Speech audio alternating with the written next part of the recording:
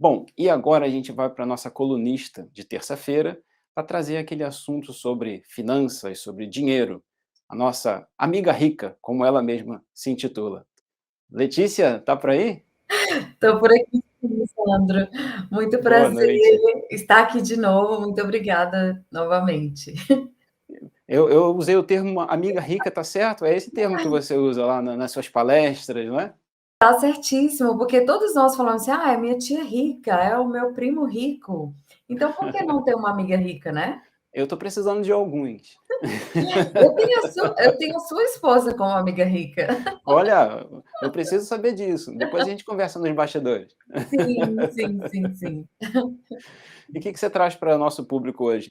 Qual é o tipo de dica, qual a informação sobre, não sei, investimento, sobre dinheiro que você traz para a gente hoje? Sim, então, Sandro, na semana passada eu fiz um evento online, foi um evento bem grande, inclusive, um evento online para falar sobre o mapa dos investimentos no Reino Unido. E a grande pergunta das pessoas, a grande angústia ou a grande ansiedade delas é em relação a eu quero colocar o meu dinheiro para trabalhar por mim.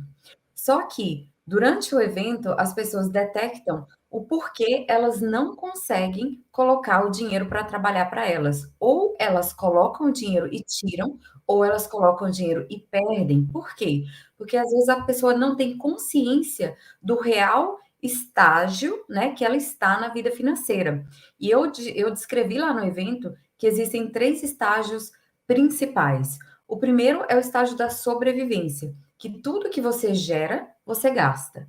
O segundo estágio é o estágio da segurança, que você tem dinheiro suficiente para viver, né? E sobra algum dinheiro e você faz uma reserva financeira.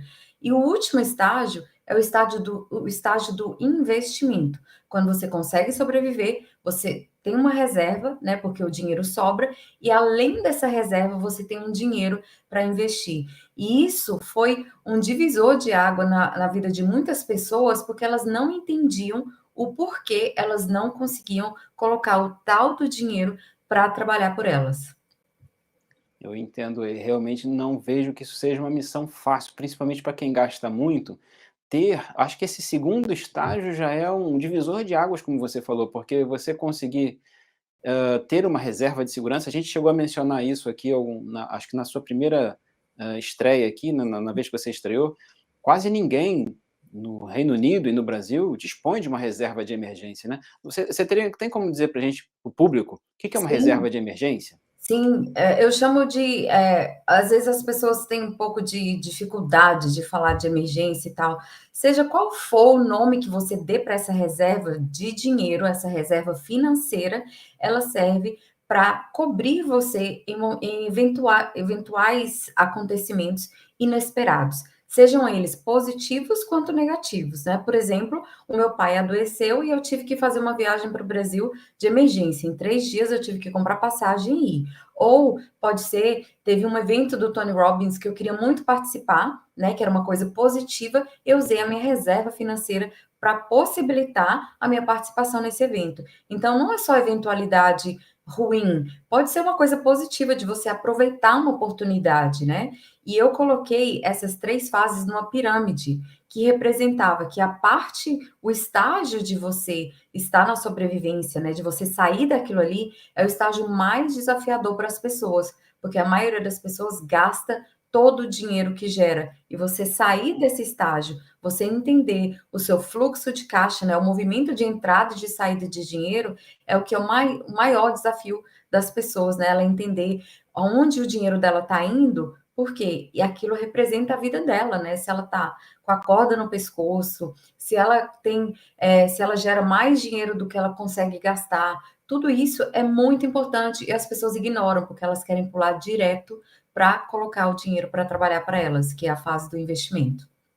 Ela praticamente inverte a pirâmide, né? Às vezes ela não consegue Tá? nem sobreviver e já quer investir. Aí acontece algum problema quando cai nesse item que você falou, né? Ela acaba tendo Exato, que tirar o dinheiro que investiu antes do exato, tempo que deveria e, com certeza, ao invés de ganhar, vai perder dinheiro mais uma vez. Com exato. certeza.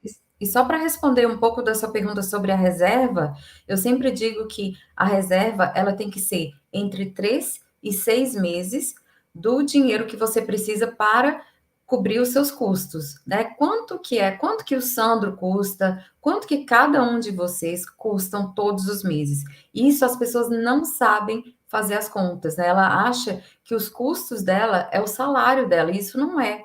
Então, quanto que é? Meu salário é 2.000 libras, quanto é que realmente eu custo? Quanto que eu preciso para me manter viva e funcionando, né? Que são os meus gastos essenciais. E as pessoas não entendem a diferença entre gastos essenciais e não essenciais. E aí, porque as pessoas acreditam que elas têm que fazer a reserva do salário entre 3 e 6 meses, elas nunca conseguem chegar lá. Porque você juntar 3 a 6 meses do seu salário vai ser uma reserva muito grande e vai ser muito desafiador fazer. Então, é só os seus custos daquilo que vai te manter viva e funcionando todos os meses.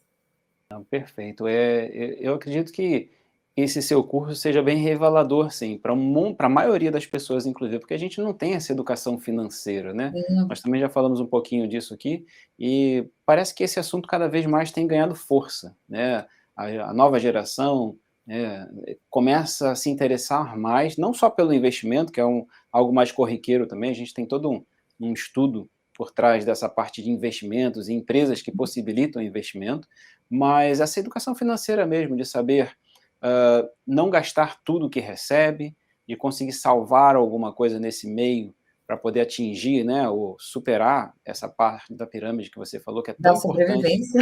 da sobrevivência, né, é fundamental. E eu vou trazer de volta aqui aquele assunto do Covid, onde todo mundo descobriu, ou a maioria, né, descobriu que tinha um monte de dinheiro sobrando porque não gastava com bobagens ou com supérfluos, e hoje, quase um ano depois da pandemia ter, né, deixado de estar aí tão presente na nossa vida, a Sim. gente começa a ver, né, estar não, mas ver o mercado completamente endividado de novo. Exato, porque na verdade não é o Covid, né, é você que está É o hábito, né? gerenciando. Exato, são os seus hábitos. E eu sempre falo, as pessoas têm muito medo de vir até mim e falar assim: "Ah, Letícia, eu não sou capaz, porque eu não sou boa com números". E eu sou a prova viva de que eu também não sou boa com números, e eu consigo cuidar muito bem do meu dinheiro, porque não é sobre números, é sobre o seu comportamento e os seus hábitos financeiros. Será que você tem bons hábitos financeiros? Pois é, essa é a pergunta que vale US$ 1 milhão, ou de É, libras. higiene financeira, eu até falei com as pessoas, e elas falam: "Eu preciso me organizar para fazer mentoria de investimentos, para realmente poder investir". Eu falei: "Gente, ninguém precisa atingir a santidade financeira, porque se você atingir santidade financeira, você não precisa de educação financeira, né?". Eu acredito que se a pessoa conseguir só dar esse primeiro passo de procurar né, uma maneira de se Sim, controlar ou de evoluir financeiramente no sentido de entender os seus próprios custos, já é sim. um grande passo. É um grande passo, realmente é um grande passo de entender quanto que você realmente precisa de reserva e o que que você vai fazer. Se você vai cortar seus gastos ou aumentar os seus ganhos, ou os dois para você conseguir construir essa reserva.